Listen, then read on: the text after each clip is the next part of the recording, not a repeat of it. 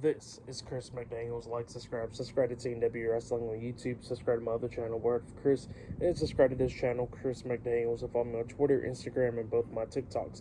It'll be down there in the description box, and I'm here to do my WWE Friday Night SmackDown May 10th, 2024 reviews. So here we're going to be discussing about tonight's episode of Friday Night SmackDown. Now we kick off the show with the first segment of the night where we see the SmackDown General Manager, Nick Aldis. He's standing inside the ring, and then he introduces the undisputed WWE Universal Champion, Cody Rhodes. He comes down there, and then Nick Aldis tells Cody Rhodes that he got a new opponent for Cody Rhodes at King and Queen of the Ring, and that was the United States Champion, Logan Paul. Logan Paul comes out there, so it will be Cody Rhodes versus Logan Paul one-on-one in the main event for the undisputed WWE Universal Championship and the United States Championship in a champion versus champion match. That match has now been made, and both of these guys was cutting a pretty good promo on each other.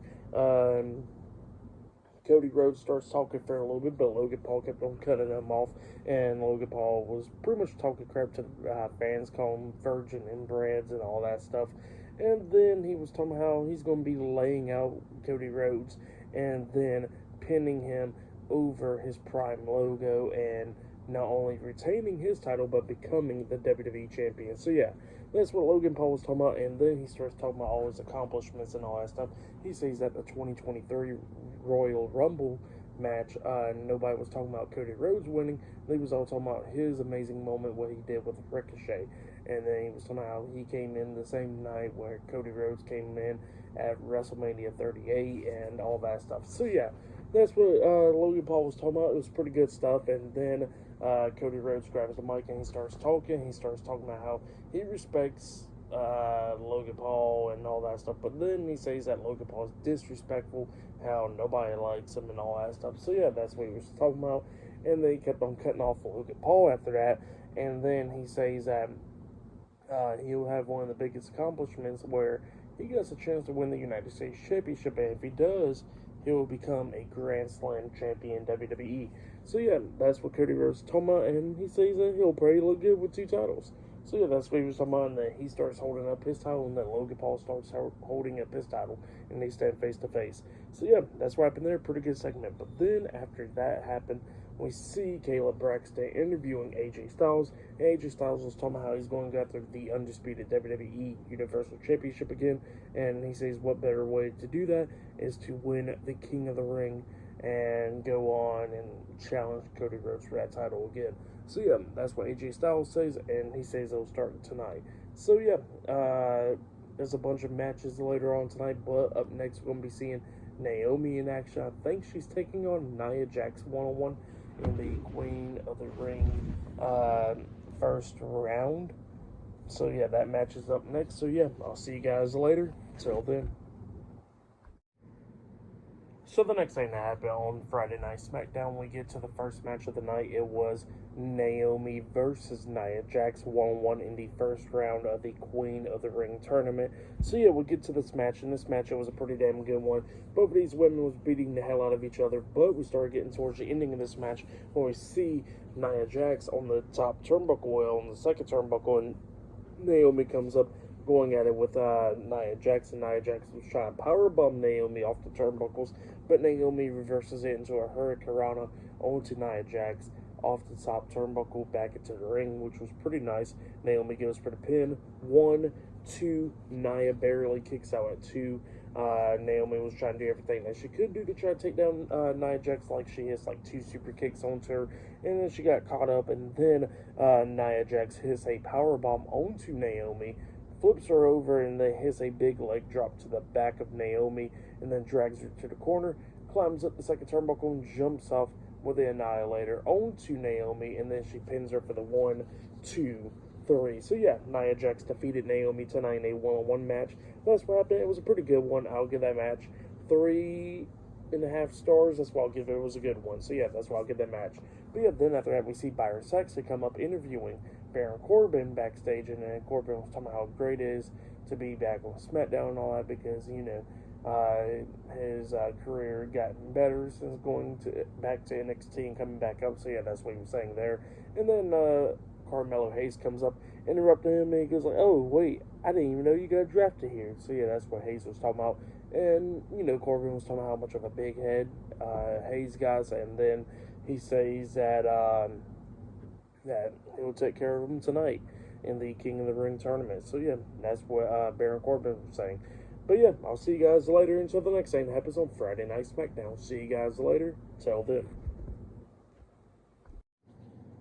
So the next thing that happened on Friday Night SmackDown, we get to the next match of the night. It was Carmelo Hayes versus Baron Corbin one-on-one in the first round of the King of the Ring tournament. So yeah, we get to this match. In this match, it was a pretty damn good one. Baron Corbin was trying to do everything that he could do to try to beat down Carmelo Hayes, pulling out a lot of moves out of his arsenal. Hayes was doing pretty good as well. At one point, Melo was on the second turnbuckle. He jumps off with a nice code breaker onto Corbin, and then he has a running knee to the face onto Corbin when he was on his knees, and then he climbs up the top turnbuckle and jumps off trying to hit nothing but net. But Corbin moves out the way, and Melo lands on his feet. Well, then Melo runs towards Corbin. Corbin grabs him and slams up against the turnbuckles, and then he has a crazy clothesline onto him. He picks him up and then loops him up for like a suplex, but into a cutter. He pins Melo. 1, 2, Melo barely kicks out at 2. Corbin then picks up Melo, and then he tries to hit the end of days onto him, but Melo reverses it by doing a flip and landing on his feet, and then he rolls him up for an inside cradle, pinning him for the 3 count. So yeah, Carmelo Hayes defeated Baron Corbin tonight in a first round of the King of the Ring tournament match. That's what happened. Pretty good match. I'll give that match 3 stars. That's why I'll give it a great match between those two guys. But then after that, we see Kayla Braxton interviewing the WWE Women's Champion Bayley backstage, and Bayley was talking about how she's checking out the Queen of the Ring tournament, and she gets her eyes on Jade Cargill and stuff like that. And then we see Chelsea Green and Piper Niven come up, and Chelsea Green was talking about like how Piper Niven's going to go take care of Jade Cargill and win the whole damn thing. So yeah, that's what she said. But yeah, next it'll be Jade Cargill versus Piper Niven one-on-one in the first round of the tournament. So yeah, I'll see you guys later. Till then. So the next thing that happened on Friday Night SmackDown, it was a one-on-one match. But before we talk about that match, we got to talk about Byron Saxton interviewing Randy Orton backstage. And Randy Orton was talking about the King of the Ring tournament, and he was talking about how he's going to be facing AJ Styles tonight in the main event. And he says that, he faced AJ Styles a few times already, but, he says that he's going to have to take care of him tonight and all that, and that, he never won the King of the Ring tournament in his career. Like, he won everything else except the tournament itself. And he says that it'll be pretty cool to submit his legacy with that. So yeah, that's what Randy Orton was talking about. But then he turns his attention about Tama Tonga, and he was talking about how him and Solo and the rest of the Bloodline took out his friend Kevin Owens at Backlash, and he says that Tama Tonga thinks he's safe because he's on the other side of the bracket, but he says that he's going to make sure that he gets his hands on him, and that any other time he will hit an RKO from out of nowhere, but he's going to say that he's going to dead-ass hit him with an RKO right in front of him. So yeah, that's what Randy Orton said. But then we get to the next match of the night. It was Jade Cargill, one half of the WWE Women's Tag Team Champions, versus Piper Niven with Chelsea Green at ringside. So yeah, we get to this match, and this match was pretty good. Both of these women beating the hell out of each other. We see Chelsea Green interfering by slapping Jade Cargill. Referee didn't see it. At one point we see Piper Niven lay out Jade in the corner, and they has a cannonball onto her. She pins her. 1, 2, Jade barely kicks out at 2, and then that's when Piper Niven climbs up the second turnbuckle, about to hit like a splash onto Jade, but Jade grabs her and pulls her off the second turnbuckle, and Piper Niven hits her face on the top turnbuckle, and then that's when Jade picks up Piper and then hits Jaded onto Piper, pinning her for the 1, 2, 3. So yeah, Jade Cargill defeated Piper Niven tonight in a one-on-one match. That's what happened. Pretty good match. I'll give that match 3 stars. That's why I'll give it. It was a good one. So yeah, that's what happened there. But next, we're going to be seeing Bianca Belair versus Candice LeRae in the first round of the Queen of the Ring tournament. So yeah, that match is up next, and Jade Cargill advances to the second round of the tournament. So yeah, I'll see you guys later. Till then. So the next match that happened on Friday Night SmackDown, we get to the next one. It was Bianca Belair, one half of the WWE Women's Tag Team Champions, versus Candice LeRae with Indy Hartwell at ringside in a first round qualifying match, first round match of the Queen of the Ring tournament. So yeah, we get to this match. In this match, it was a pretty damn good one between both of these women. Now, it was good, and Candice LeRae was going after Bianca's injured knee majority of the time. Bianca kept on trying to fight back, try to hit like superplexes and all that stuff onto LeRae, but Candice LeRae starts going after that knee, hitting some chop blocks to it and all that stuff. She hits a senton onto Bianca's back, and then tries to springboard off the second rope, try to hit like a moonsault onto her. Bianca quickly got up and grabs Candice LeRae, and then she hits the KOD onto LeRae, pinning her for the 3 count. So yeah, Bianca Belair defeated Candice LeRae tonight in the first round of the Queen of the Ring tournament. That's what happened. Pretty good match. She qualifies into the second round of the tournament. So yeah, for that match, I'll give it 2.5 stars. That's why I'll give that one. And Bianca Belair, she was injured a lot of times in this match with the knee. So yeah, that's what happened there. But then, after that, we see Solo Sikoa backstage with Tama Tonga and Tonga Loa backstage. And Paul Heyman comes up, and Solo was talking to Paul Heyman about, like, what you did, taking Roman out the draft, and with the bloodline getting chose third in the third round and all that stuff. And he says, you know what that's like, right? And that's like taking food from my kids, taking money out of my pocket and all that stuff. That's what Solo was telling him. And then Solo was like, what was with that look that you gave Jay, like you try and get him to help you or something? So yeah, that's what Solo was talking about. And then Solo looks at Paul Heyman and he says, you haven't talked to him since WrestleMania talking to Roman, right? And then Paul Heyman was like, yeah, I haven't talked to him. And Solo looks at me and goes like, well, I have. And then he says that, Roman lost our title, and then he says that Roman's going to be out, but until the time that comes when Roman comes back, he says that he's the one that's in charge of the bloodline from orders from the tribal chief. He tells Paul Heyman to give him a hug. So yeah, that's what happened there. But yeah, up next it'll be Angelo Dawkins versus Tama Tonga one-on-one in the qualifying matchup next on SmackDown. So yeah, I'll see you guys later. Till then.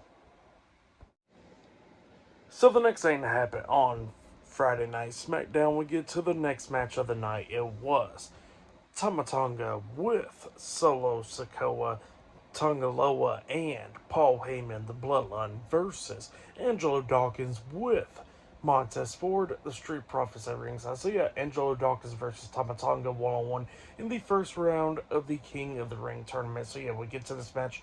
This match, it was a good one. We seen, Angelo Dawkins hitting the pounce onto Tama Tonga, and then we see Solo getting on the ring apron. That's when Angelo goes up to him, punching him in the face, knocking him off the apron. And then while that was going on, while Tonga Loa was checking on Solo, we see Montez Ford jump off the top turnbuckle with a swanton bomb onto both of them, taking them both out. And then Tama Tonga hits the ropes and he gets hit with the Sky High, the sit-out spinebuster by Angelo Dawkins. Dawkins pins him 1, 2. Tonga barely kicks out at 2. And then after he kicked out at 2, we see the Bloodline beating down Montez Ford outside the ring.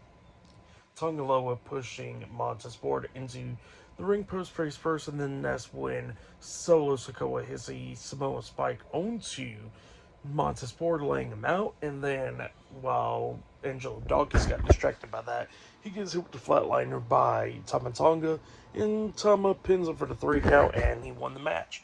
So yeah, Tama Tonga defeated Angelo Dawkins tonight in a one-on-one first round qualifying match in the King of the Ring tournament. That's what happened. Pretty good match, and then after the match ended, Solo Sikoa picks up Angelo Dawkins and then hits him with the small spike, laying him out. So yeah, that's what happened there, and yeah, I forgot to mention that Tama Tonga gets a pretty nice entrance. Not terrible, but definitely not the best. But it is what it is.